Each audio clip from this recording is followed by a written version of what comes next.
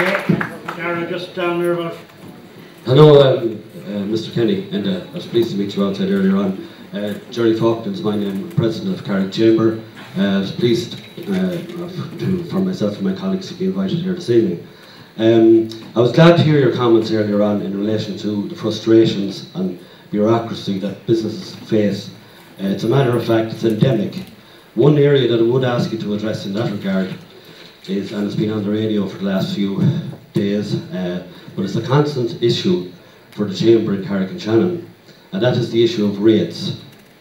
The non-visibility, if you like, of what the process is, the difficulty in the appeal process, and it seems to be a Byzantine sort of empire there, and there's no accountability or visibility from our understanding of it. I'd be interested in your comments on that and what you intend to do about it. The second area I'd like to address and ask for specifics on is the biggest crisis that has faced this country since the foundation of the state, and I think we all know what we're talking about, the EU-IMF deal, so-called deal. If this was an ordinary recession, I think we could deal with it, with what's going on at the moment. I think we would have done sufficient to deal with it. Unfortunately, we're in a situation, the bald facts of it are, we're going to be adding 85 billion onto our already 90 billion national debt to make a grand total of something like 175 odd. We're raiding our own pension fund in order to do that as well, which leaves a little bit for your plans left over. And that would entail, by 2014, an interest bill of something like 8.5 billion. Now that would require growth of something around figures, something like 8.5%, 10% to pay that alone. That amount of money alone is almost a third of the tax take of this country. Now that's the bottom line that anybody needs to know about this deal. I hear Jean-Claude Trichet giving out about it again yesterday, and what did he say? That we behaved in a very improper manner. Now I think that's inappropriate terminology for what essentially is a civil servant to be using. They were asleep at the wheel. They allowed French and German banks principally to loan money, all this money to our banks, and it was squandered one way or another, but it's gone. And they expect now the people of this country to pay for this. We can't pay for it. It'll effectively, eventually, like anything else, be defaulted on. If this is any other business, and I'm a business like my colleagues, you get people who won't pay you whatever. The best thing you do is play along with them and try and get something out of them. Because if you force a deal and close them down, you'll get nothing. Now I'm saying we have to be realistic about this and tell our colleagues it's not acceptable. It's a deal that will not be imposed on any other EU state. It was a rotten deal, and I agree with David McWilliam's comment when he said we'd be better off sending 3 farmers to negotiate with them, because they wouldn't have been bought a pup like that. So I'd be interested in your comments.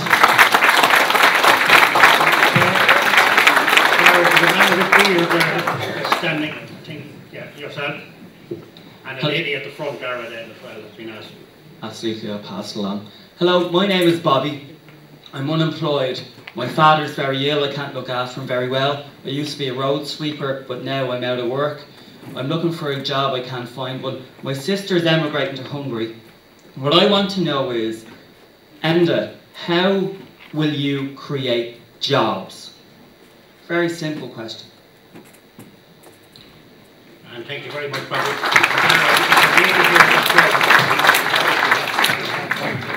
Thank you very much.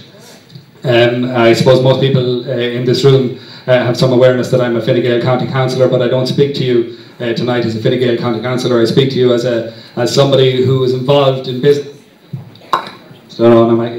As somebody who's involved in business on the periphery of this county. And as the previous speaker has asked about the creation of jobs, and I am not going to ask that the incoming government create jobs. I'm going to ask that the incoming government create the environment in which we can create jobs, because we cannot expect central government to create jobs We must create it. It's government's job to create the environment in which our businesses can flourish and create jobs.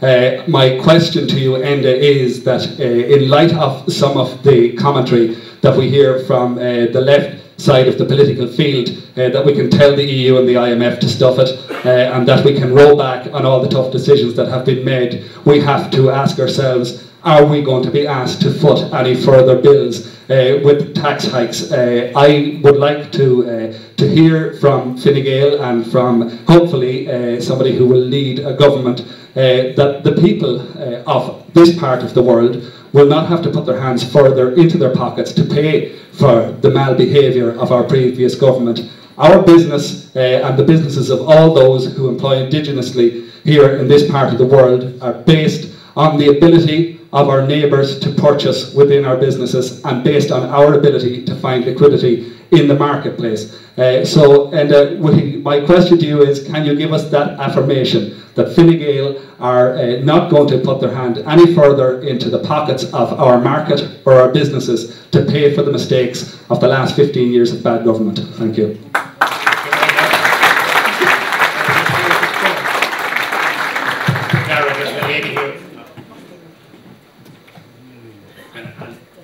We get a reply.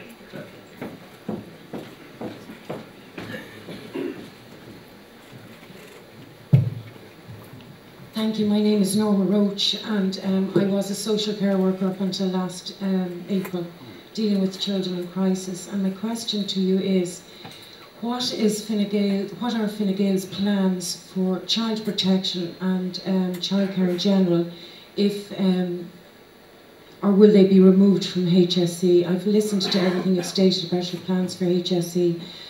And as an example of what the public that I've been dealing with have been suffering is questions too in the past, Fianna Fáil, asking the Minister for Children how many children have died in care. His first answer was 3 years ago, 23. Then it went up to 107 and it has now gone beyond 200. So what I'm asking you is, if you do, what are your plans first of all for child protection and childcare? And will there be clarity for the public? Because the public have been screaming out for answers about their children in crisis and their families, which has involved, like the other gentleman discussed, many, many uncalled for deaths, which were partly suicide. Thank you. Okay, thank you very much. I'll let you answer those questions. Thanks, John. Jerry raised the question down there in respect of the Chamber of Commerce and the concerns that people have expressed. This is an area where Fine Gael actually have focused in on in terms of what we can do to stimulate initiative and job creative situations. I believe that we need a new culture of start-ups in Ireland. I've spoken to people who are now on in years, who were involved in 15 or 20 ventures during the course of their working career. And that's been halted to a great extent because of so much red tape. And I think we need to break through that.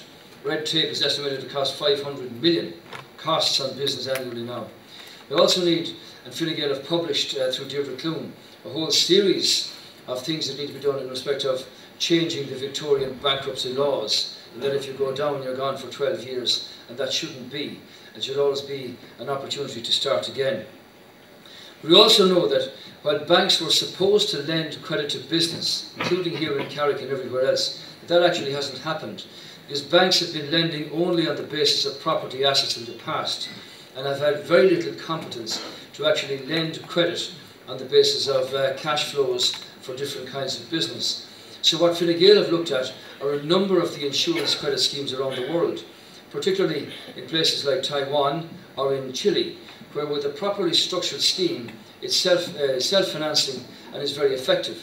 What it means is that if a business person goes to a bank, be they a farmer for an expansion of their enterprise or somebody involved in technology or the manufacturing area, that if the bank find the case 55-45 or 50-50. They won't lend money if there's any risk at all now. So what we want to do is, under the insurance credit scheme, let the state take some of that risk, which improves the flexibility for the bank to lend credit to the business person in the first instance. I heard somebody on Frontline yesterday evening saying they were refused credit from the bank for €5,000. And we all have the examples of people's overdrafts have been cut overnight from right down to nothing. So between red tape, inspections, credit insurance, changes in the VAT level for those involved in the intensive industry areas of tourism or whatever else, the changes in the bankruptcy situation are going to ease the opportunity for small business. In respect of rates, they've been a sucker for so long, obviously, because local authorities naturally had nobody else to focus in on for money for development charges or services or whatever else, except the business person. And obviously, Fine Gael have said we would legislate for upward rent reviews only, which may well be challenged in the courts, and if it is, then so be it. But insofar as the last number of years are concerned, we have said to local authorities, where our own party has been in control of, that they should in the first instance see to it that the finance officers of the local authorities bring before the council a proper analysis of where cuts can take place within council costs without imposing any increase in rates. And in fairness, quite a number of authorities were able to freeze rates or in some cases reduce them. Now, this is an issue that's got to be faced with as well, because local authorities have got to be in a position either to decide to be able to raise revenue for themselves, and if so, of what order and in what category. And Fine Gael have views about that, which we published in respect of local authority reform, where we need back into the county structure with a far greater degree of accountability. In respect of the EU-IMF deal, this was a bad deal for Ireland and indeed a bad deal for Europe. Because the situation is that we're a guinea pig in many ways, as being the first country to be the recipient of this kind of situation. We're very different than Fianna Fáil in this regard, because what they want to do is to continue the failed banking policy, where those assets that have gone into NAMA and have now been reduced in terms of value are going to be sold on at fire sale prices. That means that banks have then to be recapitalised from the billions from the IMF EU, but at 5.8%, which the Irish taxpayer is being asked to pay. We believe that that money shouldn't be drawn down at all. And when I met with the IMF and the EU, they made it perfectly clear to us that this is a real difficulty, but that in terms of the programmes that we were putting forward for job creation and for growth in our own economy and for revising our public services delivery, they would be happy to talk to us in the event that Fine Gael were in government after the election. And I informed Washington of that fact, not that we were going to be in government because I didn't want to be so presumptuous, but that I would be happy to negotiate with them in respect of those issues subsequent if the people give us the chance. So we would seek to renegotiate, Jerry, this deal from two counts.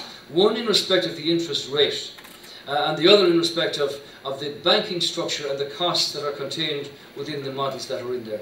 And as I said earlier on in my contribution, if you don't face the problem of reforming the way we deliver services in Ireland, then that's going to come to a head in the third quarter of this year with not very nice consequences according to what the government signed off on. So it's a bad deal for Ireland and it's a bad deal for Europe, because if you drive the Irish people to a point where they're standing on the edge of an abyss, and we've been very close to that for some time, then that's not very good. And that's why I went out to Brussels there 10 days or so ago with Michael Noonan to talk directly to the President of the European Commission, who comes from the same political grouping as ourselves within the European People's Party. And he made it perfectly clear that renegotiation can only take place on the basis of support from all members, all 27 members of the European Union. So it's not a case of being able to barge in the door and say, I'm here to negotiate with me, or that you can say on a bilateral basis, do a deal for Ireland. This has got to be considered by all 27. And I have to say to you that there are a number of options coming up here which are quite complex, which are coming from different countries.